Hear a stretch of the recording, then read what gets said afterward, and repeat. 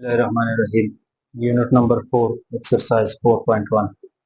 पहला सवाल है factorise the following algebraic expression. तो पहला सवाल है हमारे पास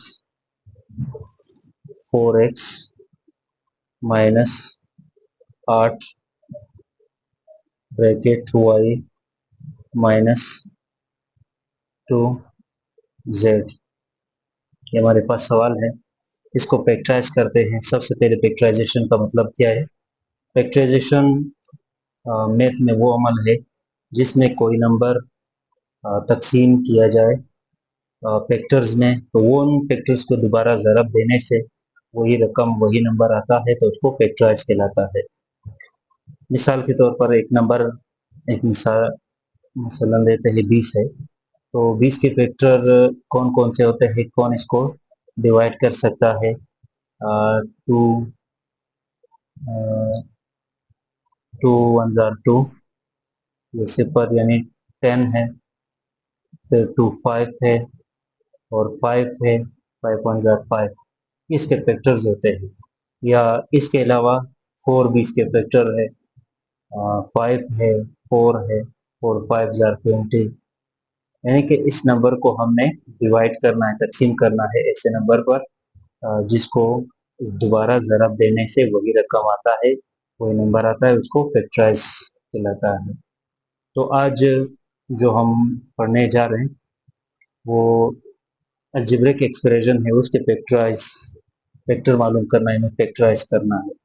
अगर सवाल को देखा जाए 4x minus 8 Y minus 2z, तो इसमें हमारे पास दो पार्ट है, ये एक पार्ट ये है और दूसरा पार्ट ये वाला। तो इनमें हमने कॉमन उठाना है, यानी मुश्तरक उठाना है, जो दोनों में मौजूद है वो रकम उठाना है और लिखना है।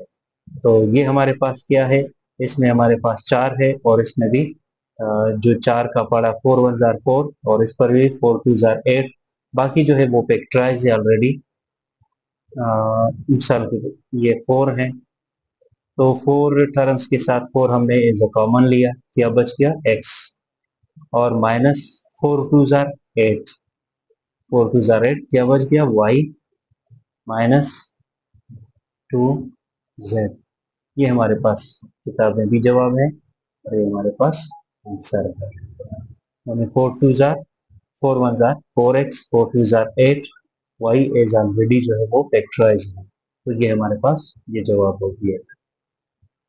इसके बाद हमारे पास दूसरा सवाल है, दूसरा पार्ट है 3x y square plus 27 y x square minus 81 x Y.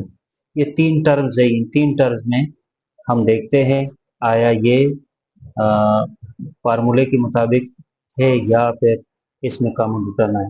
फार्मूले के मुताबिक यानी कि a प्लस या माइनस प्लस माइनस b का होल स्क्वायर, या तो ये फार्मूला है या a square minus b square, या ये फार्मूला है। अगर देखें तो 3 जो है वो हमारे पास परफेक्ट स्क्वायर नहीं है, इसीलिए हम किसी फार्मूले के जरिए हम इसको हल नहीं करते, बल्कि इस तीनों में हमें कॉमन मिल रहा है तो हमने कॉमन उठाना है। तो हम इसको हल नहीं करते, बल्कि इस तीनों में हमें कॉमन मिल रहा है तो हमने कॉमन उठाना है। तो कॉमन कौन सा है, तो इन तीनों में हमने कॉमन उठाना है। 3 1 जार 3, एक्स वाई दोनों इसमें मौजूद है। 3 9 जार 27 या 9 3 27, एक्स वाई इसमें भी मौजूद है। और 27 तिया 81, एक्स वाई इसमें भी मौजूद है। तो 3 एक्स वाई को एज अ कॉमन हम उठाते हैं, मुश्तरक उठाते हैं, तो हमारे पास इधर क्या बच गया था, 3 एक्स वाई हमने लिया था, एक वाई हमारे पास बच गया, ये वाई जमा, और 3 नमे 27, तो हमारे पास क्या बच गया, ये वाई में।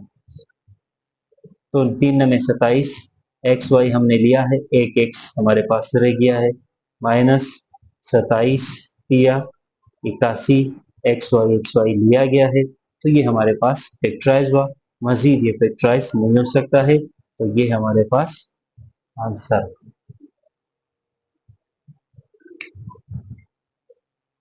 इसके अलावा तीसरा पार्ट है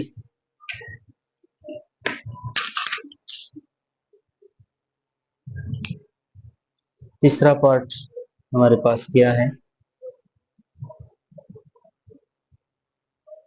ए बी ब्रैकेट शुरू x square plus 1 plus x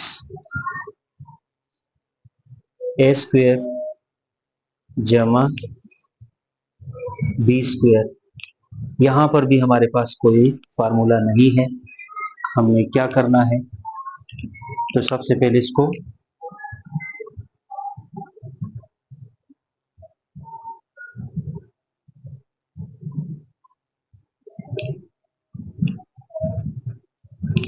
ये ए बी को इसके साथ मल्टीप्लाई करते हैं, फिर एक्स को इसके साथ मल्टीप्लाई करते हैं, ताकि हमारे पास ऐसे टर्म्स आ जाए जो जिसमें कॉमन मौजूद हो।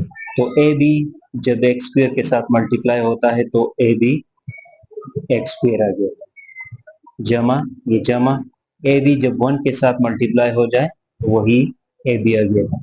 इसी तरह प्लस एक्स जब ए स्क्वेयर के साथ मल्टीप्लाई हो जाए तो ए स्क्वेयर एक्स आ गया था। इसी तरह एक्स जमा जमा जमा और बी स्क्वेयर एक्स आ गया था हमारे पास। अब हमने इसमें कॉमन उठाना है।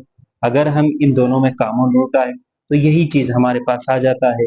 अगर यही चीज आ गया तो इस और ये वाले हमारे पास बराबर नहीं है, कॉमन नहीं है, इसीलिए हमने इनको अब इसमें ज़रब नहीं देना है, बल्कि इनमें से हमने देखना है कि इसके साथ ये वाला लगाएं या ये वाला लगाएं। तो हमने पहले ये सवाल किया है, तो इसको जो है वो इसके साथ मिलाकर फिर हमारे पास जो है वो कॉमन फैक्टर आ जाता है। तो रीअरेंज करते हैं,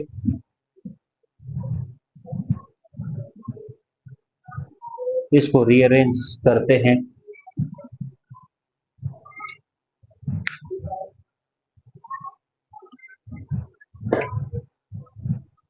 ए बी एक्स स्क्वेयर जमा बी स्क्वेयर एक्स, यानी ए बी एक्स स्क्वेयर जमा बी स्क्वेयर एक्स को हमने यहाँ पे लिखा। अब ये बच गया था ए बी जमा ए स्क्वेयर एक्स। अब हमने इन दोनों में कॉमन उठाना है, फिर उन दोनों में कॉमन उठाना है, जो हमारे पास कॉमन फैक्टर्स मिल जाता है। तो इनमें a b x square b square x, तो इसमें बी और एक्स जो है वो हमारे पास कॉमन में आता है। बी एक्स क्या बच गया था, ए एक्स रह गया था, जमा यहाँ हमारे पास बी रह गया। ठीक है, बी जब इसके साथ दोबारा मल्टीप्लाई करें तो यही चीज आ जाता है। बी एक्स जब इनके साथ मल्टीप्लाई हो जाए, a b x x square आ गया था, इसके साथ मल्टीप्लाई करें तो बी बी और एक एक्स आता है। अब इन दोनों में हम कॉमन उठाते हैं, जमा ए इसमें भी है ए उसमें भी है, ए को एज अ कॉमन उठाया, बी रह गया यहाँ पर, जमा एक ए हमने यहाँ पे कॉमन लिया है, एक ए रह गया, एक्स ये आ गया था। अब इसमें ये वाला और ये वाला हमारे पास कॉमन है, क्योंकि ए एक्स जमा बी बी जमा ए एक्स कोई फर्क नहीं पड़ता है। ये भी जमा में है, बी भी जमा में है, इधर भी ए एक्स बी जमा में है और ये भी जमा में है, लेकिन इसकी तरतीब अगर तब्दील है, कोई फर्क नहीं पड़ता है इस पर। तो हमने इन दोनों में से ए को एज अ कॉमन उठाना है, ए एक्स जमा बी और ये चीज रह गया हमारे पास बी एक्स जमा ए। ये हमारे पास आंसर है। ये तीन सवाल, ये तीन पार्ट्स जो है उसके